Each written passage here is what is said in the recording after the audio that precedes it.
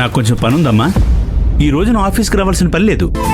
ఆర్డర్స్ని నీట్గా follow up చేయి. నేను వెళ్తాను. ఇదిగో నెక్స్ట్ మాదాపూర్, ఐడియా ఉందా?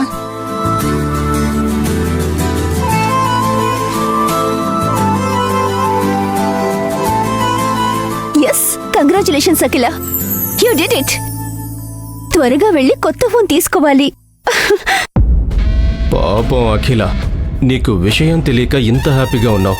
అది మంచిదే, కానీ రేపటి నుండి ఈ కార్తీక్ ఏం చెప్తే అది చేయాలి.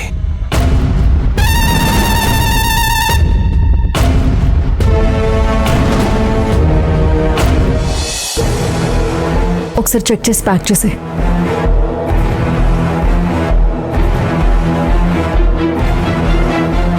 విజయ్, పదే పదే చెప్తున్నానని ఏమనుకోకు. ఇంకెప్పుడు పని అవ్వలేదని బాస్ ముందు చెప్పొద్దు.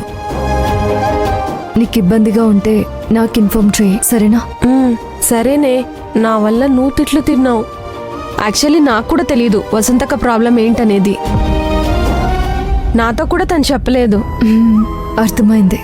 బట్ మనం సూపర్వైజర్స్ అయి ఉండి మనం అప్పుడప్పుడు ఎంప్లాయీస్తో మాట్లాడుతూ ఏదైనా ప్రాబ్లం ఉందా అనేసి అడగాలి.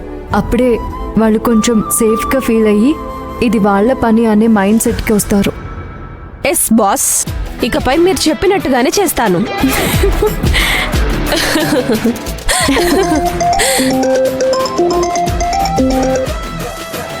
హలో లక్ష్మి, మీ పని అయిపోయిందా? లేదండి, ఇంకా వర్క్ జరుగుతూనే ఉంది. అదేంటి లక్ష్మి, మిమ్మల్ని వాళ్ళ హాఫ్ డే లీవ్కి అప్లై చేయమని చెప్పాను కదా, త్వరగా ఇంటికి వెళ్ళాలి కదా. అయ్యో, వర్క్ ప్రెషర్లో పడి హాఫ్ డే లీవ్ అడగడమే మర్చిపోయానండి. అలా ఎలా మర్చిపోతారు లక్ష్మి? నేను ఆల్రెడీ వాళ్ళని పికప్ చేసుకోవడానికి ఎయిర్పోర్ట్కి బయలుదేరబోతున్నాను. అవునా? సరే సరే, నేను సార్తో మాట్లాడి బయలుదేరుతాను. మీరు కొంచెం జాగ్రత్త. సరే, మీరు త్వరగా వచ్చేసేయండి.